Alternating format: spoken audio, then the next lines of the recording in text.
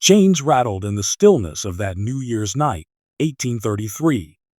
A plantation house glittered with candles, laughter, and music as the mistress raised her glass. But in the shadows, a slave's hands trembled, not with fear, but with fire. Before the night was over, poison would seep into the wine, flames would climb the walls, and screams would drown the hymns. What began as a feast would end in slaughter. This is the story of revenge, born in chains. The year was 1833. The air in the American South hung heavy with the smell of tobacco fields, molasses, and sweat. On the edge of a sprawling Louisiana plantation stood a row of weathered slave cabins, their wooden walls cracked, their roofs patched with straw and tar. Inside one of them lived Samuel, a young man whose life had been bound by chains from birth. He was tall, his body hardened by endless labor, but his eyes carried a quiet fire that no whip could extinguish. Samuel's earliest memory was not of a mother's arms or the warmth of kindness.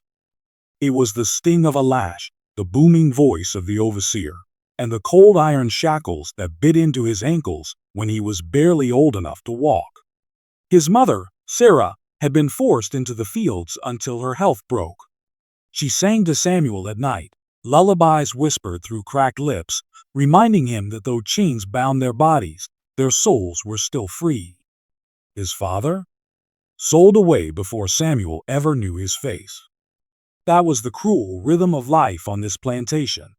Families broken, hope crushed, chains fastened tighter with each passing year. The plantation belonged to Mistress and Whitmore. Widowed at a young age, she inherited her late husband's wealth, fields of cotton, rows of sugarcane, and nearly 100 enslaved men, women, and children. Her pale face was always powdered, her dresses stitched with the finest lace imported from Europe, her table filled with delicacies. But behind that polished exterior lay a heart of cruelty. She believed fear was the only way to rule. And so, under her watch, whips cracked harder, punishments grew darker, and mercy became a word banished from the land. Mistress Anne's cruelty had a cold, deliberate edge. She punished not with haste, but with calculation. A dropped plate might mean a week in chains. A single backtalk word could mean being locked in the smokehouse, where heat suffocated and darkness swallowed all sense of time. And for those who tried to run, public punishment in front of all, lashes so brutal that the screams echoed across the fields, ensuring no one forgot who held power. Her rule was enforced by her overseer, Mr. Griggs, a man whose very shadow made children fall silent. His whip had a silver handle, polished and gleaming, though the leather strands were dark with the stains of blood. Griggs was not just a man who carried out orders, he relished them.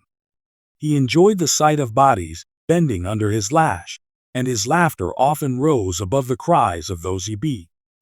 He was the embodiment of terror, and to Samuel, he was a reminder that cruelty could wear the face of delight. But life on the plantation was not only chains and screams. In the cracks of despair, the enslaved clung to fragments of humanity. At night, after long hours in the cane fields, they would gather in secret behind the cabins. A rusted kettle would hang over a fire, and songs, soft, trembling, yet unyielding, would rise into the night air. They were songs of sorrow and of hope, whispers of a freedom they had never seen but dreamed of endlessly. Samuel listened, his heart pounding with every verse.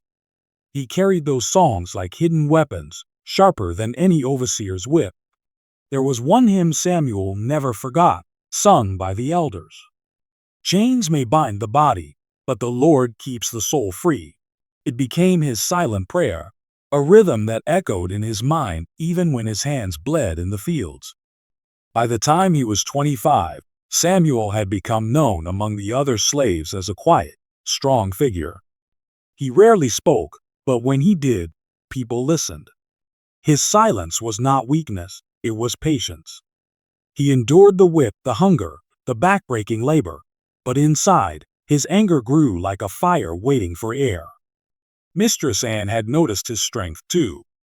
She often pulled Samuel into the house for tasks beyond the fields, lifting heavy furniture, tending to fires, even polishing the silverware for her elaborate feasts. She liked the way his body obeyed her commands, and she enjoyed the silent fear she thought she saw in his eyes. But she never realized the truth. Samuel was watching her, studying her, waiting. Life on the plantation followed a brutal rhythm. Dawn meant chains and fields, dusk meant more work, and night meant whispers of freedom that seemed impossibly far away. Yet every year, one night broke that rhythm. New Year's Eve. Mistress and believed in throwing a grand feast to mark the turning of the year. Local planters, merchants, and even church leaders were invited. The house filled with candles, laughter, music, and wine. But for the enslaved, New Year's was a night of dread. For it was also known as Hiring Day, or more cruelly, Heartbreak Day. On January 1st, many slaves were sold off, hired out, or separated from their families. Samuel remembered his own heartbreak vividly. Years earlier, on a cold January morning, his younger sister Leah had been taken away. She was barely 12, her hands too small to pick the heavy cotton bolls, yet her tears were ignored as she was placed on a wagon and driven away. He never saw her again. The sound of her crying haunted him, echoing every time the mistress raised her glass during her feast. Every New Year's feast in Mistress Anne's glowing house was a reminder of that loss, of the chains that tore bloodlines apart. The air would smell of roasted pork, honeyed bread, and spiced wine, while in the cabins, the enslaved gnawed on scraps. The sight of the mistress in her silk gowns, her laughter ringing against crystal glasses, made Samuel's blood boil. Still, he endured. He knew reckless anger meant death, and death meant silence. Samuel wanted something more, not just to strike, but to strike in a way the mistress would never forget. In the cabins, whispers had already begun. Whispers of change. Whispers of fire. Whispers of revenge. Some dismissed them as dangerous talk, the kind that only brought the overseer's wrath. But Samuel listened, his heart pounding with each hushed word. He began to imagine what freedom might taste like, not as a dream, but as a fire that could consume the very house where his chains were fastened. And as December of 1833 crept closer to its end, Samuel's patience hardened into resolve. The mistress prepared for another feast, another night of celebration, but Samuel was preparing too. What he planned to do on that coming New Year's night would shock the plantation forever. The winter of 1833 carried no mercy. Cold winds swept across the Louisiana plantation, but for the enslaved, there were no warm coats, no heavy blankets, no fires large enough to ease the chill. While Mistress Anne's grand house glittered with hearths and candlelight, the cabins stood like skeletons against the night, wind seeping through every crack. Samuel, like the others, wrapped himself in rags, but it did little to stop the ache in his bones. The overseer, Mr. Griggs, thrived in this season. He enjoyed watching men and women work until their hands bled from the frost. Cold makes the body strong, he would bark, his whip slashing the air like thunder. But the truth was simpler. Cold made people slower, weaker, easier to punish. On one bitter morning, Samuel was ordered to haul heavy barrels of molasses across the frozen ground. His back strained, his hands numb, but he did not falter. Others stumbled beside him, and Griggs' whip cracked down without hesitation. A woman named Eliza fell, her feet giving out beneath the load. Griggs laughed as he dragged her by the hair and pressed her face into the dirt. Mistress Anne, watching from her porch with a steaming cup of tea, said nothing. Her silence was approval enough. The cruelty did not end with the fields. Inside the house, Samuel was made to serve during gatherings. Mistress Anne liked to remind her guests that even her strongest slaves bowed to her command. She would call Samuel into the parlor, ordering him to carry trays heavy with food and wine. His broad shoulders bent under the silver platters, but his eyes never lowered to the floor. He looked straight ahead, and though Mistress and thought it was obedience, it was quiet defiance. One night, during such a gathering, the overseer grew bold with his cruelty. With the guests laughing, he placed a glass of wine in Samuel's hand and ordered him to drink it before the room. Samuel knew what it meant. It was no kindness. The wine was laced with pepper and bitter herbs, designed to burn his throat and make the guests laugh at his gagging. Samuel drank, his face tightening with the fiery pain, but he did not cough, did not retch. He swallowed and placed the glass back on the tray. The room fell quiet for a moment. Mistress Anne's eyes narrowed. She saw something in him, something dangerous. But it was outside, in the shadows of the cabins, where the cruelty struck deepest. Griggs had developed a taste for torment that went beyond the whip. He locked men in the stocks for hours in the cold, left women without food as punishment for imagined disobedience, and forced children to scrub floors until their knees bled. Samuel witnessed it all, and though his jaw tightened, he said nothing. His silence was not surrender. It was fuel. The most brutal punishment came just days before the new year. A young boy, barely 15, was accused of stealing bread. Mistress Anne demanded an example be made. Griggs dragged the boy to the whipping post, his cries echoing across the plantation. Samuel stood nearby, chains clinking as he carried buckets of water. Each lash split the boy's back open, blood staining the ground. The boy's mother screamed until she was thrown to the dirt, her face pressed into the mud. Samuel clenched his fists so tightly the iron chains dug into his wrists. He wanted to move, to strike, to stop it, but he couldn't. Not yet. Not until the right moment. He forced himself to look, to remember, to burn the image into his mind. For every lash Griggs delivered, Samuel's resolve grew sharper. That night, the cabins were filled with silence. Even the songs of sorrow were gone. Samuel sat by the fire, staring into the flames, the boy's screams echoing in his ears. Around him, others wept quietly, their eyes hollow. It was a silence heavier than any chain, a silence that carried despair. But Samuel refused to let despair win. He remembered his sister's cries the day she was sold. He remembered his mother's lullabies, whispering of freedom. He remembered the whip, the hunger, the humiliation.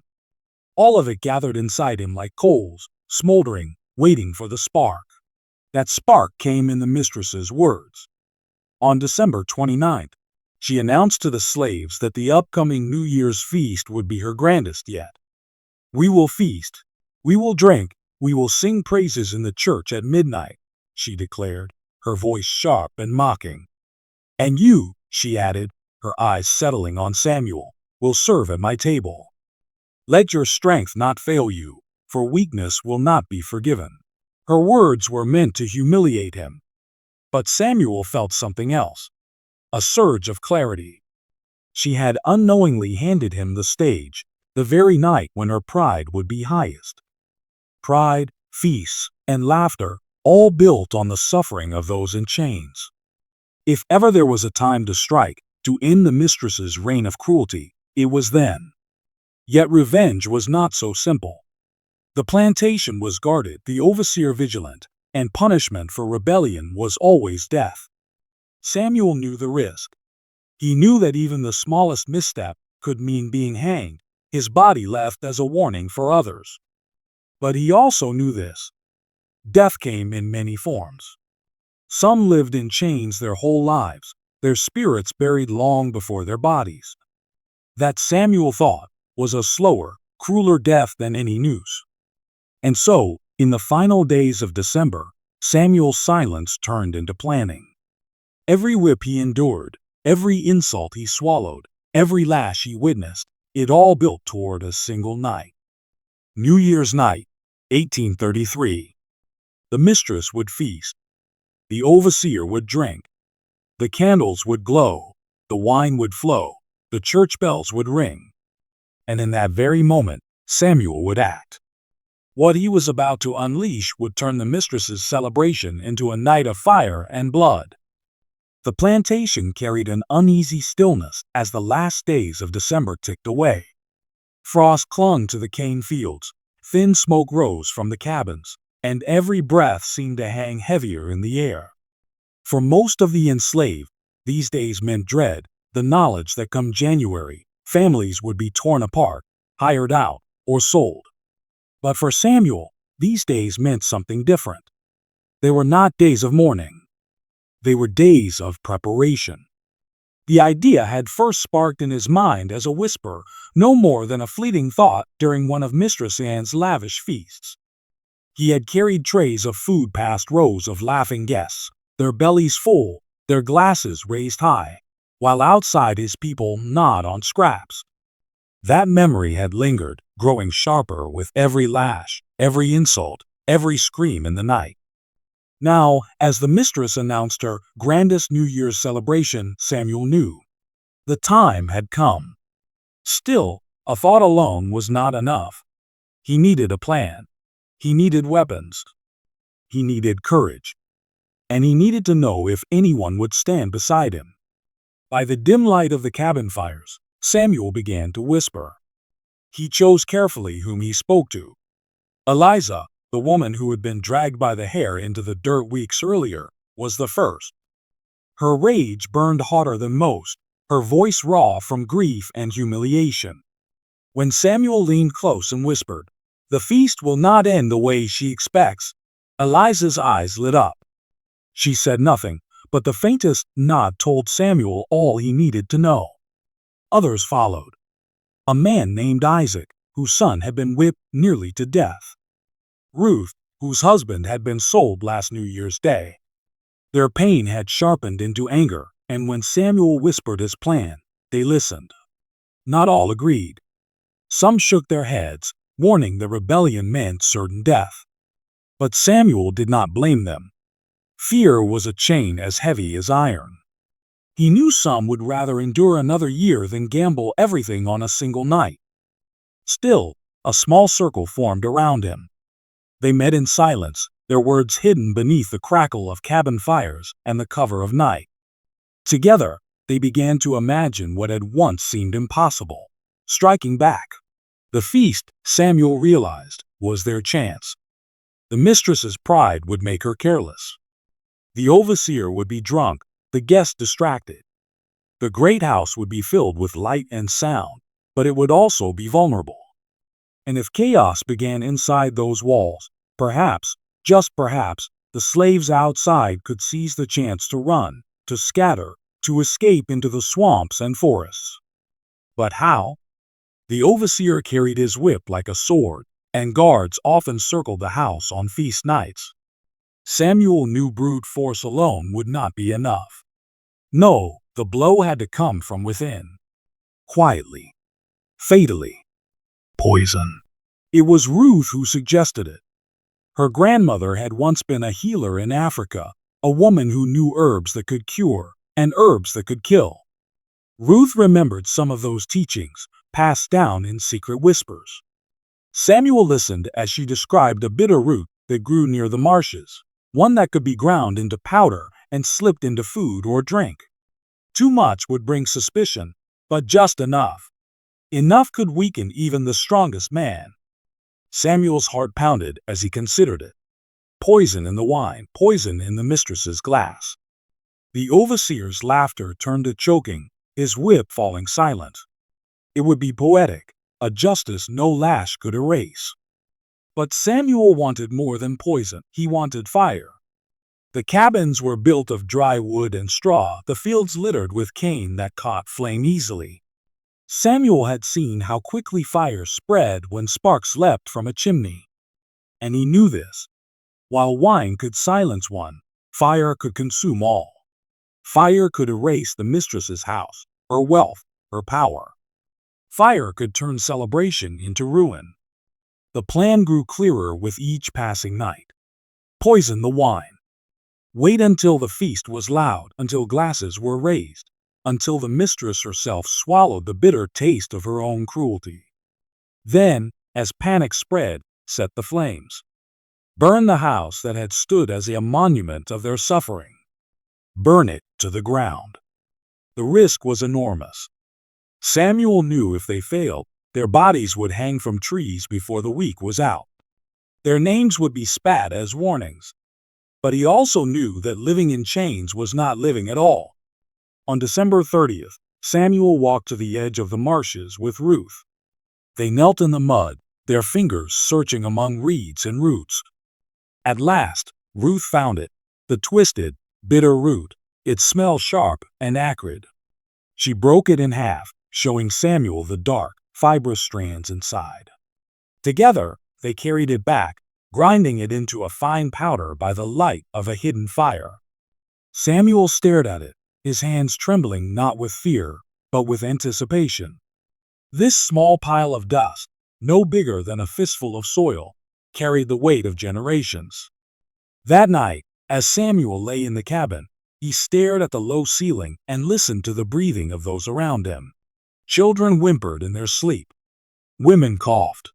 Men muttered restless prayers. And Samuel, his fists clenched, whispered to himself, "No more. Not another year. Not another feast." On the morning of December 31st, Mistress Ann paraded through the fields, her gown gleaming against the dull winter sun. She announced that the great house was to be decorated, the table set, the wine poured. Her voice carried across the rows of workers, sharp and cold. "Tonight, we shall welcome the new year with joy," she declared. Samuel, standing among the slaves, kept his face blank. But inside, his heart thundered. That evening, he was summoned to the house. The mistress ordered him to polish the silver and prepare the dining hall. Samuel moved silently through the grand room, the chandeliers above glowing with dozens of candles. The long tables stretched endlessly, covered in fine linens, crystal goblets, and silver platters. It was a world of luxury, built on the broken backs of those who would never sit at it. As he laid the goblets in place, Samuel's hand brushed the mistress's glass. He imagined the powder dissolving into her wine, bitter and unseen. He imagined her laughter turning to silence, her cruelty silenced forever. And then, beyond her, he imagined the walls themselves collapsing in flame. The hour was coming. The feast would begin soon. And Samuel's life, the life of every slave on that plantation, would never be the same again. What happened next, on that New Year's night of 1833, would be remembered in whispers, in songs, and in fear for generations. New Year's night, 1833. The great house gleamed like a jewel in the darkness. Dozens of candles flickered in the tall windows, their golden light spilling into the night air. Laughter echoed from inside, carried on the cold wind that whipped across the plantation. Slaves moved like shadows around the house, their heads bowed as they hauled wood, fetched water, and carried trays of food. The smell of roasted pork, baked pies, and spiced wine drifted into the night, a cruel reminder to those in the cabins that the mistress's joy was built on their hunger. Inside, the dining hall sparkled with luxury. A long table stretched across the room, its surface crowded with platters of meats, bread, fruits, and crystal goblets filled with dark wine. The mistress, dressed in shimmering silk, sat at the head. Her powdered face glowed in the candlelight, her lips curled into a satisfied smile as she surveyed her guests, wealthy planters, merchants, even a church deacon, all gathered to toast the new year. At her side, the overseer Griggs lounged heavily, his whip resting on a chair near his hand. His laughter boomed louder than the others, his face flushed with drink. Every so often, he glanced at Samuel, who moved silently among the guests, carrying trays and pouring wine. To the overseer, Samuel was just another tool, another shadow in chains. He had no idea what burned behind those steady eyes. Samuel's heart pounded with every step he took across the floor. Hidden in the folds of his hand was the powder Ruth had prepared, the bitter root ground fine, deadly in the right dose. He had carried it all day, tucked away in a scrap of cloth, waiting for this moment. His breath was steady, his face blank, but inside, fire roared. When the mistress lifted her goblet, Samuel leaned close, pretending to pour wine. With a practiced motion, he let the powder slip into her glass. It dissolved instantly, swirling dark into the red liquid. He moved to the overseer next, repeating the motion. A faint tremor ran through his hand, but he did not falter. Glass by glass, he moved, the powder finding its way into the wine of those who laughed loudest, those who raised their voices in cruel songs of pride. The music swelled. A fiddler played in the corner, his bow dancing across strings. Guests clapped in rhythm, the mistress tapping her fingers against the table. "To another year of prosperity," she declared, her voice sharp and proud. Glasses rose high.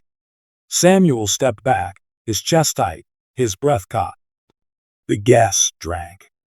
At first, nothing. Laughter continued, voices rose, the feast carried on.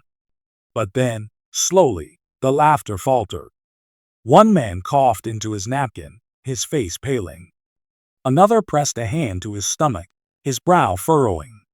The overseer's booming laugh broke into a sudden choke. He slammed his goblet down, his body lurching forward. The mistress frowned, glancing sharply at him, but then her own hand began to tremble. The room shifted in an instant. Chairs scraped back, goblets shattered, voices rose in confusion. "What's happening?" someone shouted. The overseer staggered to his feet, his face red, sweat pouring down his brow. He reached for his whip, but his hand shook violently, the silver handle slipping from his grip. It clattered to the floor, useless. The mistress gasped, her hand clawing at her throat. The powdered mask of her face smeared with sweat, her eyes wide with disbelief. She stumbled to her feet, her silk dress rustling like dry leaves. "Samuel!" she screamed, her voice hoarse. "Bring water! Do something!" Samuel stood still. For the first time in his life, he did not move at her command. He watched her gasp and choke, her power crumbling before his eyes. His silence was louder than any word he could have spoken. Then, chaos. One of the guests collapsed across the table, knocking plates and candles to the floor. A flame licked at the edge of the tablecloth, spreading quickly as wine soaked the fabric. The fiddler dropped his instrument, rushing to stomp it out, but the fire had already caught.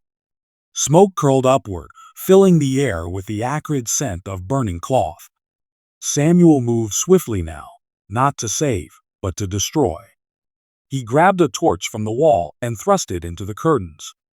The fabric ignited instantly, flames racing upward. Gasps turned to screams. Guests rushed toward the doors, but Eliza and Isaac, waiting outside, slammed them shut and barred them from the outside.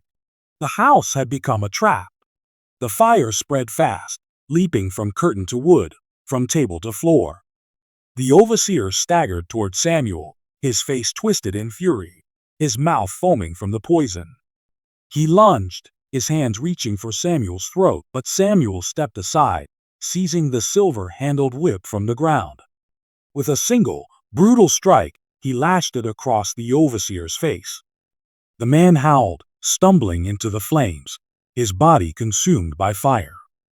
The mistress shrieked, her voice piercing the crackle of fire and the screams of guests. She tried to run, but Samuel blocked her path. For a moment, their eyes met, the mistress, once so powerful, now broken, trembling, choking on smoke, and Samuel, once chained, now unshackled by rage. He raised the whip high. The crack split the air like thunder. The mistress fell. Around them, the great house groaned as beams split and walls buckled. Flames roared through the halls, devouring paintings, silks, and silver. Smoke filled every corner, choking the cries of those trapped inside. The chandelier above came crashing down, shattering into sparks and shards of glass. Outside, slaves gathered, their eyes wide as the house burned. Some wept, some prayed, some clutched their children close. For the first time, they saw their mistress not as untouchable, but as mortal, her house no longer a monument of power, but a pyre of ashes. Samuel emerged through the flames, his body blackened with soot, his chest heaving. In his hands, the silver-handled whip glowed hot from the fire. Behind him, the house collapsed, a tower of flame lighting the night sky. The overseer was dead. The mistress lay silent. The gas, poisoned, burned, scattered, were no more than shadows in the fire. New Year's night had become Judgment Night. And Samuel, the man who had once bowed in silence, now stood unchained before the burning ruin of his oppressors. The fire raged until dawn. By the time the first light crept over the horizon, nothing remained of the great house but a blackened skeleton of charred beams and smoldering ash. The air was thick with smoke, the earth littered with shards of glass, scorched silver, and fragments of what had once been silk gowns. Birds circled overhead, their cries sharp and restless, as if the land itself recoiled from what had happened.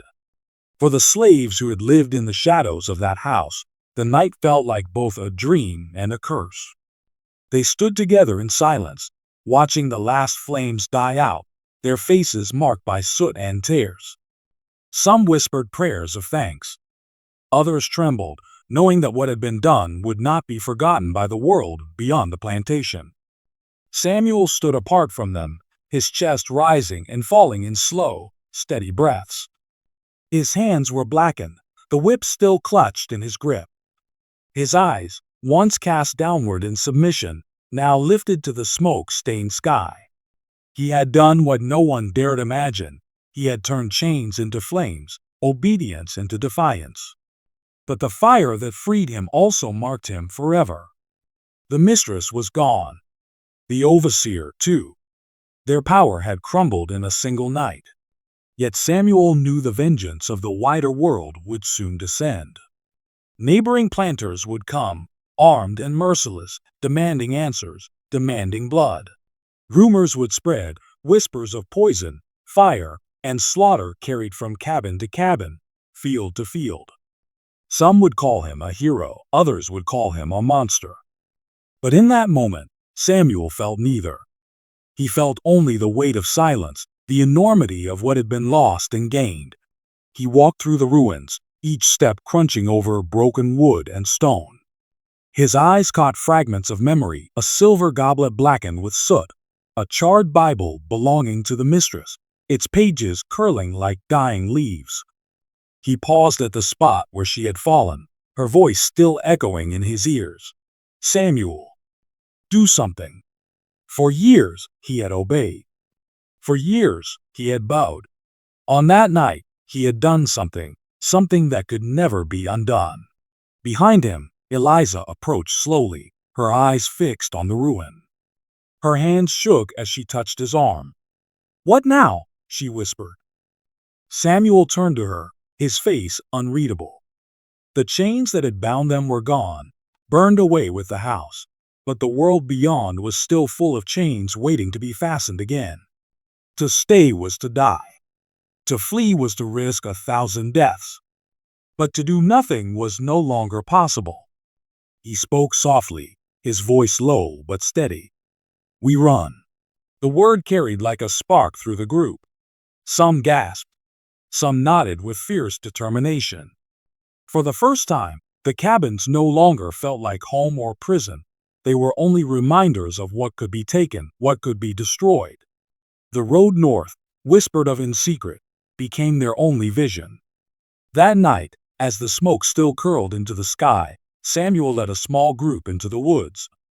Their footsteps were muffled by the damp earth, their breaths quick and sharp. Every snap of a twig made them freeze. Every rustle of branches sent fear racing through their veins. But still they moved, driven by something greater than fear, the taste of freedom that lingered like fire on their tongues. Days turned to nights, nights to days. Some stumbled, too weak to go on. Some turned back, too frightened of what lay ahead. But Samuel pressed forward, guiding those who followed with unshakable resolve. He knew the overseers of neighboring plantations would be hunting them. He knew patrols would scour the land. But he also knew that the chains had already been broken, and no whip could bend his back again. Some say Samuel reached the swamps of Louisiana, where the land swallowed hunters whole and gave shelter to those who dared to disappear. Others claim he was captured weeks later, dragged back in irons, and hanged as an example to all who might dream of rebellion. Still others whisper that he found his way north, slipping through forests and rivers until he vanished into freedom's embrace. The truth is lost to history. But the fire he lit on New Year's night, 1833, burned far beyond the plantation. It spread in whispers, stories told in hushed voices around cabin fires, stories that gave courage to those still in chains. Mothers told their children of Samuel, the man who poisoned the wine, who cracked the overseer's skull, who burned the mistress's house to the ground. He became both ghost and legend, a warning to masters and a hope to the enslaved. And as years passed, whenever New Year's night came, some would glance to the horizon, half expecting to see the glow of flames, half praying for it. The great house was never rebuilt. Its ruins stood for years, blackened stones overgrown with weeds, a silent monument to vengeance. Travelers passing through would point to it, whispering of the night it burned, the night chains were turned into fire. Children dared not go near, saying they could still hear the rattling of chains in the ashes, the mistress's scream caught forever in the wind. Freedom in that land would not come easily. It would take decades, a war, and rivers of blood before the chains were broken for all. But Samuel's fire was a spark, one of many, that showed the enslaved that even in the darkest night, defiance was possible. The overseers could slaughter, the masters could hang, but they could not erase the memory of rebellion. And so, when the story of that night was told, it always ended with the same reflection. The mistress raised her glass to the new year. She saw power, wealth, and control stretching before her like a feast. But Samuel saw something else, an ending. And in the flames that consumed her house, he carved a truth that could not be silenced. Chains may bind the body. Whips may tear the flesh. But fire, once lit, cannot be chained.